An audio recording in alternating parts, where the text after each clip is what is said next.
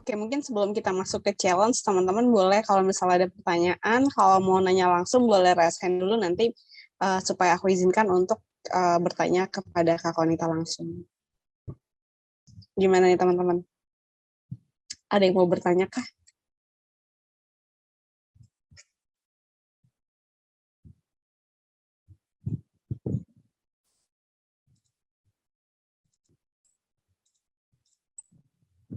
Oke, ada pertanyaan Kak dari Kak Mega. Apa bedanya research tools dengan keyword tools? Kadang aku suka nyari ide juga dari Google Keyword Planner, bisa gitu nggak ya Kak? Oh ya, research tools, keyword tools, maksudnya mungkin keyword research tools kali ya. Google Keyword Planner itu juga bisa banget. Banyak referensinya sih, jadi se-fleksibel kalian aja gitu sebenarnya untuk mencari keyword, itu banyak toolsnya. Dan salah satunya diantaranya seperti tadi aku bilang tadi itu. As long as kita ngerti keyword itu apa, kita bakal bisa cari keyword itu research dengan lebih fleksibel gitu. Tuh, itu kami gak Google Keyword Planner itu juga bisa banget. Oke, mungkin Kak Mega kalau masih belum terjawab, boleh ditanyakan lagi. Oke, aku langsung boleh izinkan ke Kak Imelia Santoso untuk menyalakan mikrofonnya untuk bertanya. Oke, terima kasih. Pagi, Kak Konita dan teman-teman semua. Halo, pagi. Aku mau tanya ini, kan beberapa website mungkin ada yang baru jadi nih Kak Konita. Kemudian mungkin beberapa kendala si website belum terdeteksi oleh Google. Let's say dari Google Search Console-nya belum masuk misalkan. Itu kalau kita bikin SEO artikel, apakah sudah bisa terbaca di search engine Google atau belum ya kira-kira? Meskipun kita pakai keywords yang let's say memang seksi banget lah untuk ditaruh di Google. Untuk artikelnya kira-kira sudah bisa terbaca oleh si Google atau enggak belum ya Kak? Thank you. Nah, jadi untuk sebelum makasih Kak Ilaya udah bertanya, untuk kita bisa tahu itu bakal ke crawling oleh Google atau enggak, itu butuh waktu. Karena untuk website yang misalnya sudah terdeteksi oleh Google aja tuh butuh waktu juga gitu. Bahkan misalnya bisa aja baru 2 bulan, 3 bulan setelah dipublish itu baru muncul di first page atau mungkin baru ke crawling oleh Google. Jadi itu banyak faktornya, tapi misalnya kita tetap pede nih nulis artikel SEO di website, itu bisa banget gitu, nggak apa-apa, tulis aja. Karena dulu aku juga pernah nulis di blog aku sepi banget. Terus aku iseng tulis artikel dengan SEO, dan ya pada saat itu, di waktu yang itu, belum masuk ya ke first page Google, tetapi beberapa bulan kemudian ya akan masuk gitu, karena udah mulai terdeteksi nih sama Google-nya, karena kita juga pakai SEO basic itu juga gitu. Jadi kalau misalnya mau tahu apakah gimana caranya untuk lebih cepat masuk ke first page Google, itu kan tergantung oleh algoritma Google yang mana kayaknya nggak ada yang tahu gitu algoritma Google seperti apa, dan dia tuh dinamis banget gitu, berubah-ubah. Jadi kalau mau tahu kapannya kita nggak bisa tahu, tapi biasanya kayak bisa sampai 2 bulan, 3 bulan, atau mungkin sebulan juga bisa gitu. Jadi kurang lebih kayak gitu sih penggambarannya. Kalau mungkin Kamila ya paham, atau ada yang mau ditanyakan lagi? Berarti paling enggak sambil nunggu dia terbaca atau terdeteksi Google, kita harus rajin nulis aja ya Kak ya? Iya benar gitu. Karena website untuk terbaca itu kan bukan tugas content writer juga ya. Dia pasti dari web developer juga harus ada, terus dari SEO spesialisnya untuk mengontrol SEO dari secara teknisnya untuk website tersebut gitu. Jadi untuk sebagai content writer kita optimalin dari artikel aja. Oke, thank you Kak Kaunita, thank you Kak Novi. Thank you Kak. Oke, lanjut ke pertanyaan dari Kak Nindya Ayu Pertiwi. Boleh menyalakan mikrofonnya Kak Nindya? Iya, halo Kak. Sebelumnya terima kasih atas kesempatan yang telah diberikan. Aku mau nanya nih, kalau untuk judul itu ada maksimal jumlah kata yang buat pembatasnya gitu nggak sih? Misal kalau buat artikel tuh harus 7 kata, nggak boleh lebih atau gimana gitu, ada nggak sih, Kak? Makasih. Sama-sama, makasih Kak Nindya udah tanya. Ada, kalau di WordPress itu biasanya dia karakter dia ngitungnya itu kayak 60-70 karakter. Mungkin aku bisa tunjukin juga nih. Udah kelihatan belum ya? Sudah, Kak. Iya. Udah. Ini di WordPress ya, ini pakai yoast Indicator. Biasanya teman-teman yang jadi SEO content writer di suatu perusahaan mostly biasanya pakai ini. Nah, ini SEO title misalnya kita tulis misalnya 5 rekomendasi film Netflix tema misteri yang wajib ditonton. Terus misalnya mau tulis apa lagi. Nah, itu kan dia sampai merah nih. Berarti dia ada batasannya gitu. Nah, biasanya ini 60-70 kata. 60-70 karakter gitu. Jadi ada batasannya. Nah, untuk kalau misalnya dari jurnalistik itu biasanya maksimal itu 12 kata untuk media online. Untuk judul gitu. Semoga terjawab ya.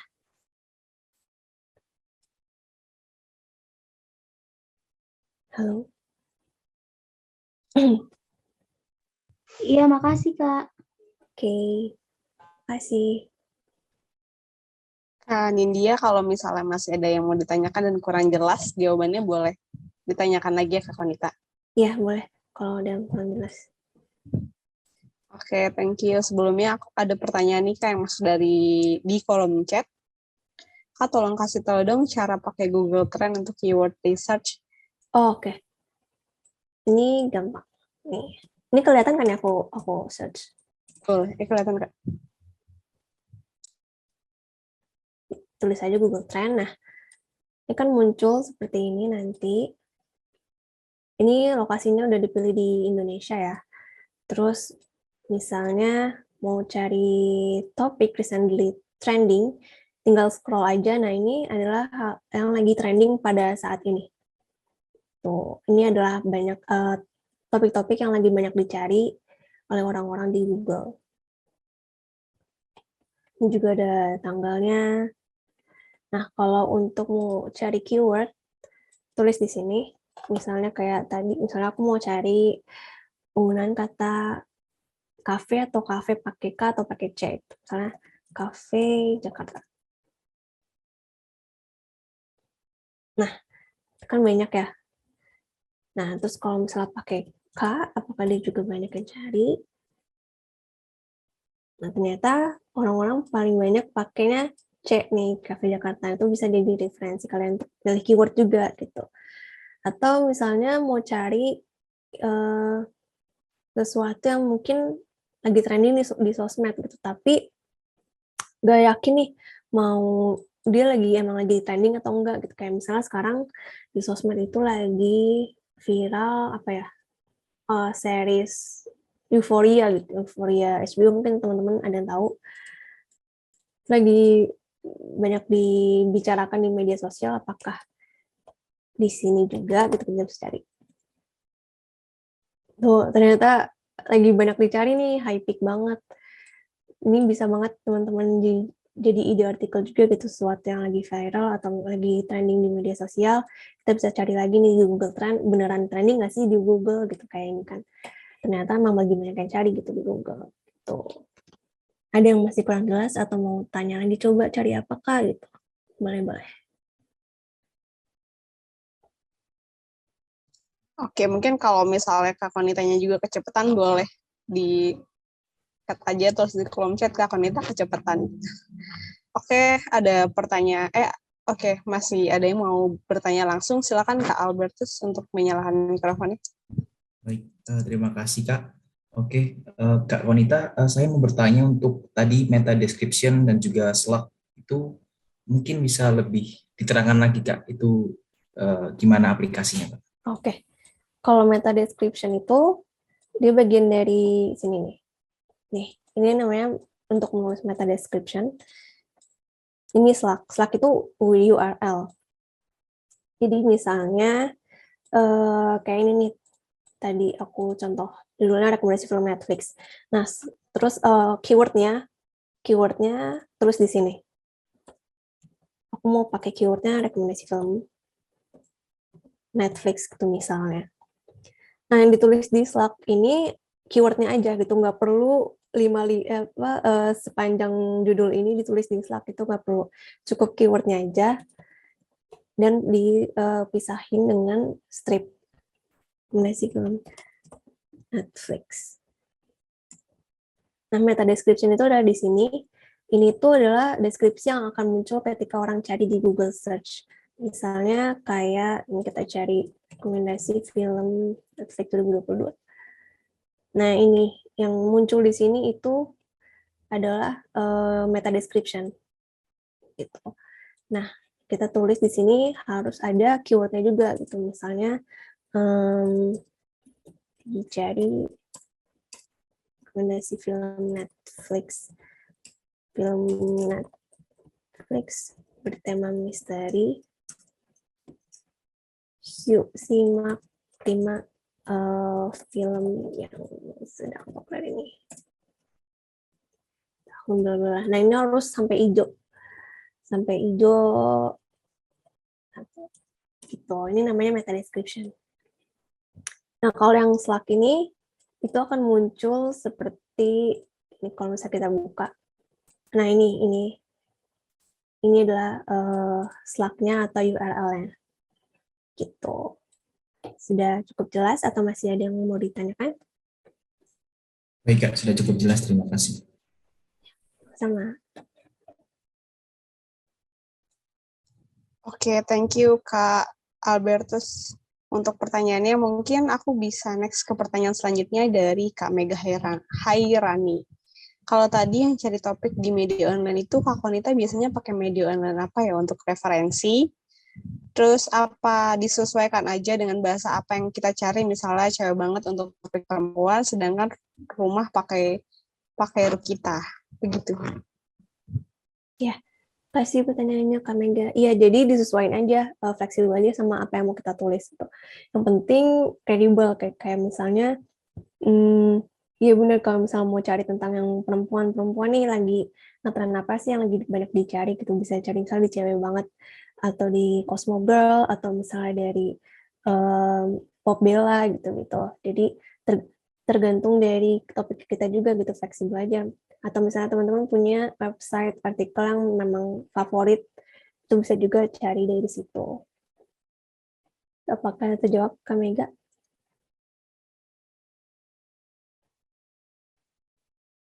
Atau ada yang mau ditanyakan lagi? Gimana Kak Mega, sudah terjawab kah? Mungkin nanti Kak Mega kalau masih ada yang mau ditanyakan lagi, boleh aku persilakan untuk menyalakan mikrofonnya ya Kak.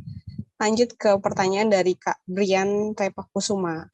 Berapa lama yang Kak Konita butuhkan buat menyelesaikan satu artikel atau 1000 kata mulai dari research keyword sampai selesai proofreading? Ini nggak nentu sih, karena kadang suka pasti teman-teman juga kadang tiba-tiba di tengah jalan lagi nulis terus bingung, terus ya udah berhenti dulu 5 menit 10 menit. Tapi kalau misalnya emang lagi fokus banget nih satu artikel saat itu juga harus jadi gitu 1000 kata, biasanya sejam sih, terus itu sampai benar-benar finish ya, benar-benar udah proofreading, udah riset segala macam, 1-2 jaman lah gitu, itu sampai udah selesai banget itu. Jadi fleksibel, beda-beda juga sih orang. Teman aku juga ada misalnya lebih cepat, ada mungkin butuh istirahat dulu terus nanti lanjutin lagi gitu. Mungkin kadang nulis itu tergantung mood juga nggak sih Kak? Iya benar, kalau misalnya emang udah mentok banget, daripada dipaksain terus jadi banyak typo atau ngaco, itu mendingan berhenti dulu, kayak ya 15 menit 10 menit itu baru lanjut lagi, atau mungkin makan dulu tuh bisa banget, jadi lebih banyak ide lagi. Kadang misalnya kita udah nulis nih terus udah istirahat dulu, terus pas kita baca lagi ternyata tulisan kita itu baru ketahuan kalau ngaco gitu. Jadi kadang tuh istirahat di tengah-tengah perlu juga sih, walaupun sebentar. Tergantung deadline, iya benar tergantung deadline juga.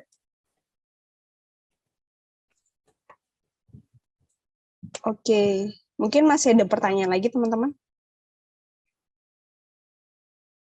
Kalau nggak ada, mungkin, oke, silakan Kak Mega untuk menyalakan mikrofonnya. Halo Kak Konita, terima kasih.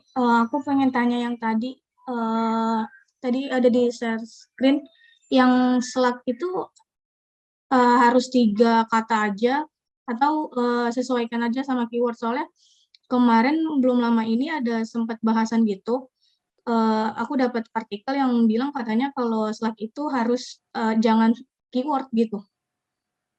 Misalnya waktu itu aku pengen nulis misalnya tentang produk poster gitu. Misalnya artikelnya linknya itu jangan poster aja gitu. Harus misalnya tips menulis poster atau gimana. So kan poster sendiri pun itu keyword ya. Seperti itu Kak pertanyaannya. Terima kasih.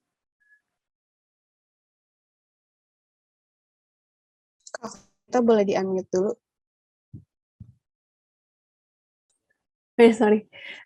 Makasih pertanyaannya. Kalau misalnya tadi maksudnya itu kayak poster gitu doang ya?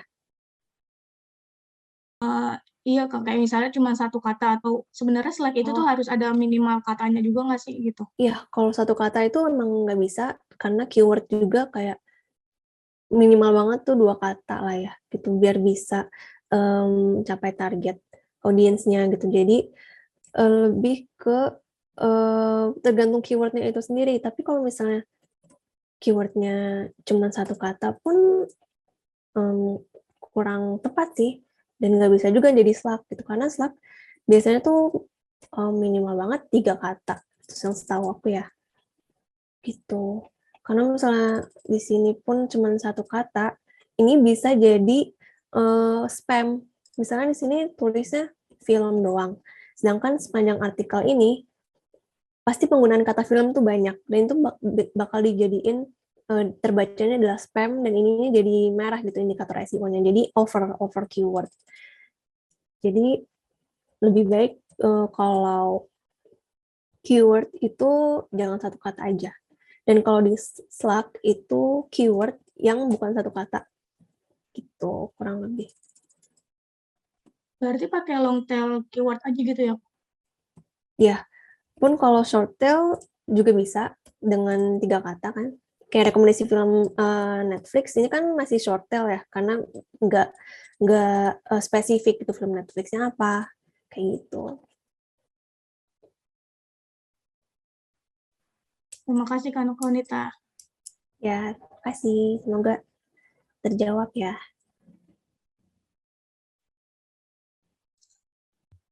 Oke, thank you Kak Konita. Mungkin kita bisa next dulu, kalau misalnya nanti masih ada pertanyaan dan waktunya masih ada, kita bisa buka spare pertanyaan di akhir lagi. Mungkin kita bisa langsung ke challenge buat teman-teman nih Kak Konita. Di-unmute dulu Kak Konita. Maaf. Bisa, ini contohnya, formatnya bisa teman-teman tulis di Google Docs, dan ini simpel aja sih, pasti teman-teman juga pada bisa karena udah ada yang jadi content writer juga kan. Jadi ini target audience-nya apa, terus topik artikelnya, keyword-nya, terus ini judul 60-70 karakter, data deskripsinya 156 karakter, dan kalau bingung berapa jumlahnya bisa dicari di wordcounter.net. Tinggal kopas di situ aja. Contohnya kayak contohnya seperti ini. Kayak gini aja.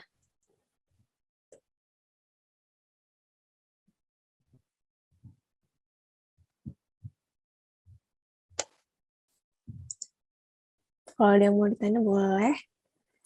Kalau udah bisa raise hands, terus nanti yang udah selesai bisa ini aja di Google Docs ini kan bisa di komen ya. Di komen aja mention email aku. Misalnya gini.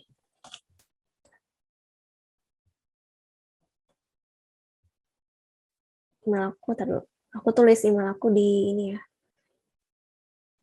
Boleh di ditulis di kolom chat. Iya. Kita kasih waktu sampai 11.45 kali ya, Kak. Iya. Untuk teman-teman bisa ikutin challenge ini. Oke. Thank you, teman-teman. Kalau ada yang mau tanya di pertengahan mengerjakan juga nggak apa-apa. Oke.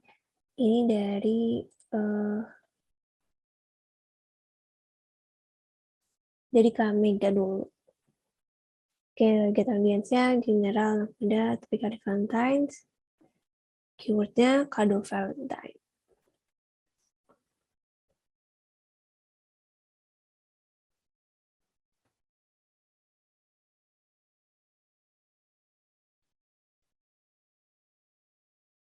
Oke, menurut aku udah oke banget hari Valentine, tapi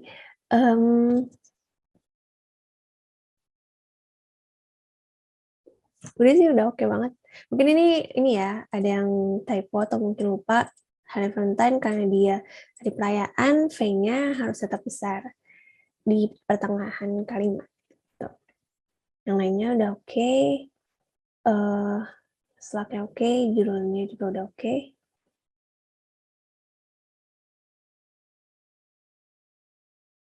Untuk berikutnya, ini bisa lebih singkat lagi, jadi kata ini, pakai ini, dan ini besar. Tapi overall udah oke banget kami. Oke, selanjutnya ada dari Kak Pertiwi. Nah, Pertiwi, targetnya remaja putri, rekomendasi. Sama-sama. Topik artikel, rekomendasi foundation. Oke.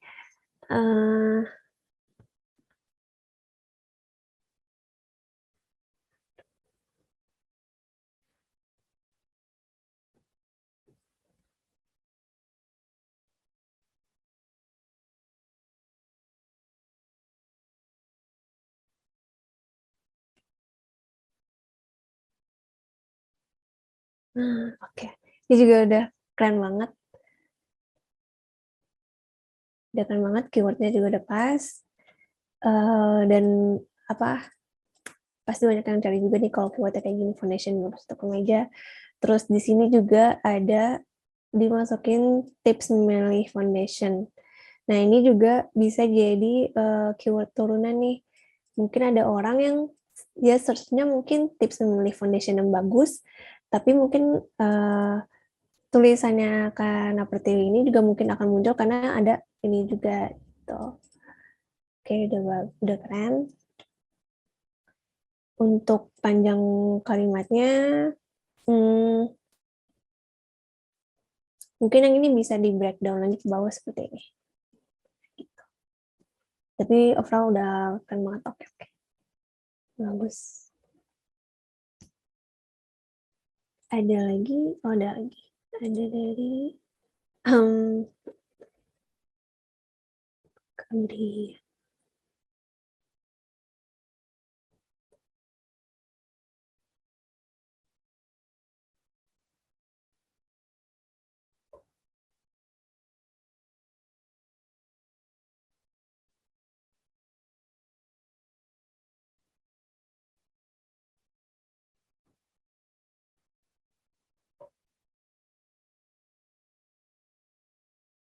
Nah, ini udah oke, target tulisnya oke, topiknya juga udah oke.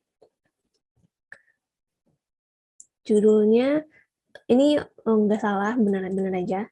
Tapi mungkin biar lebih catchy, biar lebih menarik perhatian, bisa disebutin nih angkanya gitu. Kayak misalnya 5 jenis bot di Telegram, atau misalnya pakai tanda tanya, apa saja bot di Telegram, tanda tanya, terus disebutin, ini 5 jenisnya dan cara penggunaannya. Jadi biar lebih catchy aja judulnya, itu pakai angka juga gitu, jumlahnya ada berapa. Terus ini di dalam meta deskripsinya udah oke. Mungkin ini typo kali ya, ini harusnya Di awal ini harusnya B besar, terus ini Telegram juga T-nya besar. Karena Telegram itu kan juga nama aplikasi yang dari nama perusahaannya, jadi harus besar juga. Awalnya ini udah benar. Terus yang di sini jumlah kalimatnya udah pas banget, tapi ada kata yang berulang. Adalahnya ada 2 nih. Salah satu alasan kenaikan jumlah penggunanya adalah karena Telegram memiliki jumlah fitur menarik. Salah satunya, ini nggak pakai adalah juga masih bisa make sense. Jadi, misalnya kalau dihapus, salah satunya fitur bot. Itu masih bisa oke kan kalau dibaca gitu. Jadi, lebih ke common sense juga aja kalau misalnya menghindari kata yang berulang, apakah ada yang bisa dikurangi atau diganti. Kalau misalnya dikurangi dan masih make sense, itu nggak apa-apa. Kayak misalnya, ini kan adalah, misalnya salah satu alasan kenaikan jumlah penggunanya, misalnya mau hapus adalahnya yang di sini nih. Ini juga masih bisa enak dibaca. Jadi bisa pilih salah satu atau cari kata penggantinya. Yang penting tetap efektif dibaca. Overall udah bagus. Makasih Kak. Siapa tadi? Kak Brian.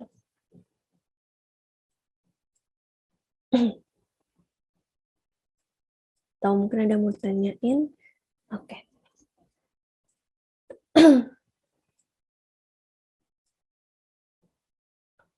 Jadi Kak Emilia.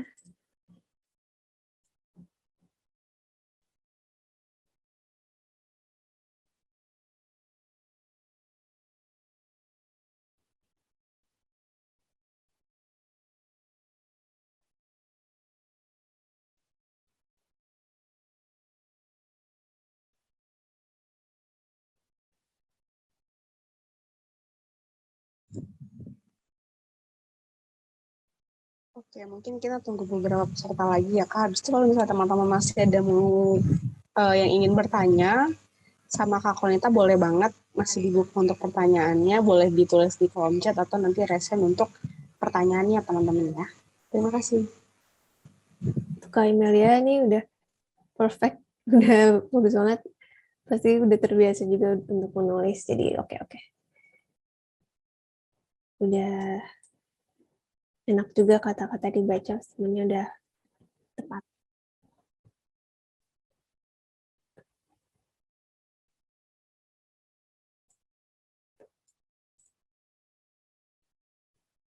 Sama-sama.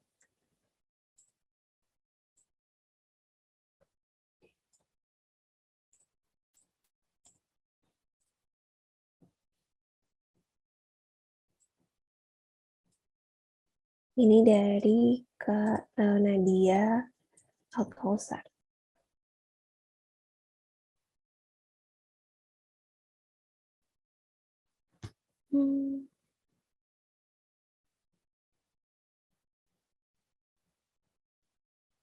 Oke, yang pertama kita bahas di meta description dulu. Ini tahunnya nih kecil aja, dan yang harusnya besar adalah Koreanya. Karena Korea kan nama negara, jadi harus besar. Yang besar Koreanya, tahunnya T-nya kecil aja. Terus,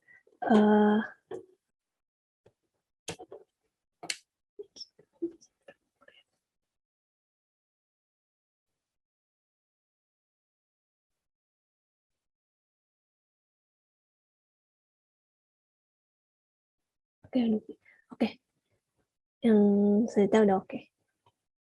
Ini rajin banget sampai ditulis beneran. Tapi overall udah oke kok. Tinggal tadi aja ininya penggunaan kata huruf besarnya kebalik. Jadi yang besar adalah Koreanya. Kalau tahunnya kecil aja. Tuh. Selanjutnya ada oh ya, untuk penggunaan kata miring ini list ini kan tadi ini list ini kan bahasa Inggris jadi bisa dimiringin. Nah, terus tadi yang Kak Emilia juga transfer proof itu kan bahasa Inggris ya, jadi bisa di kata miringin juga, dimiringin katanya di body artikelnya. Selanjutnya untuk tadi Kak Nadia, kalau ada pertanyaan lagi boleh di kolom chat ya, atau open mic. Selanjutnya ada Kak Angelin. Oke.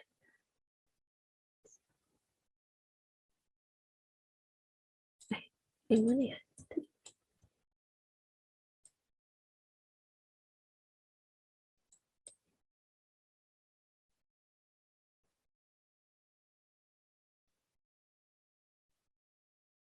Oh, Kak Angelin kayaknya ini tadi ini tuh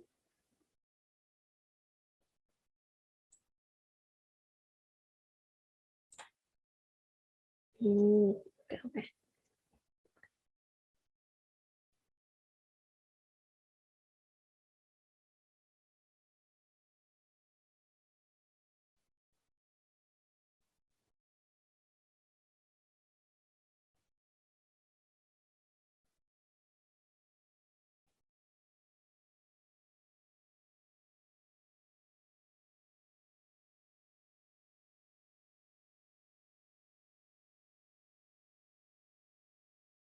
Ini keywordnya Cafe Instagramable baru di Depok. Oke. Nah, kalau ini kan keywordnya itu Cafe Instagramable baru di Depok, M-nya 2 ya. Berarti harus konsisten juga nih. Kalau misalnya mau M-nya 2, M-nya di semuanya dari judul dan bodinya itu juga harus 2. Nah, sebenarnya kalau dari penulisan Instagramable itu yang benar itu emang 2. Setahu aku ya 2.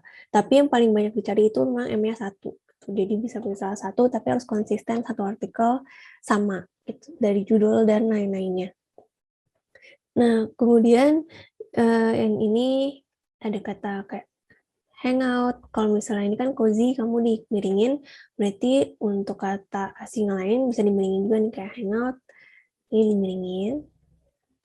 Terus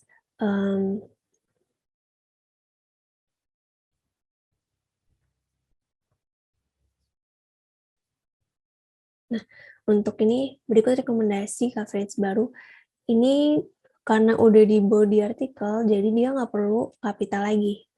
Nggak perlu kapital seperti judul. Jadi ini R kecil aja, C-nya kecil aja, B-nya kecil aja.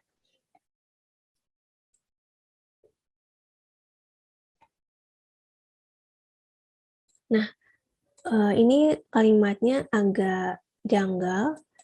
Buat kamu yang sedang mencari nuansa dan spot foto baru yang cantik dan menarik, titik. Berikut rekomendasi 5 kafe cocok untuk menghias.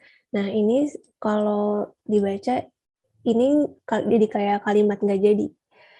Karena mungkin maksud kamu ini digabungkan ya, buat kamu yang bla berikut rekomendasi. Nah, ini harusnya koma. Ini koma. Terus ini kan ada danya 2 nih. Dia berulang. Bisa diganti dengan sinonimnya. Sinonim dan itu bisa pakai apa sih? Bisa pakai serta. Misalnya buat kamu yang sedang mencari nuansa dan spot baru yang cantik serta menarik, itu bisa. Atau pilih salah satu juga nggak apa-apa sih, mau cantik atau menarik itu pilih salah satu masih bisa make sense.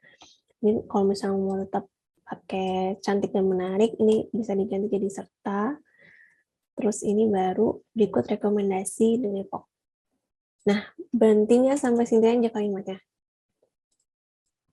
Terus ini bisa di breakdown lagi. Kalau misalnya mau tetap pakai kalimat ini, cocok loh untuk menghias Instagram kamu. Nah, untuk menuliskan kayak kata lo, terus nah, sih, tuh, itu harus diapit sama koma. Jadi, tadi kayaknya ada lagi. Tuh nih, anak muda tuh. Ini tulisan begini, anak muda, koma, habis koma itu spasi, tuh koma. Nah, kayak gitu. Mungkin kalau dibaca kayak lebih kagok ya, tapi kalau untuk penulisan jurnalistiknya seperti ini. Itu diapit sama koma.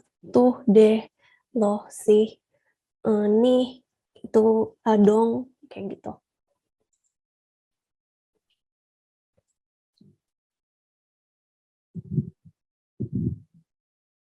Nah, ini kalau di sini, ini belum ada keyword-nya nih. Gimana masukin keyword-nya? Ini kan keyword-nya adalah kafe Instagramable baru di Depok. Tulisnya berarti di sini bukan kafe baru Instagramable anak muda yang lagi hits di Depok, tapi cobain nih rekomendasi kafe Instagramable baru di Depok.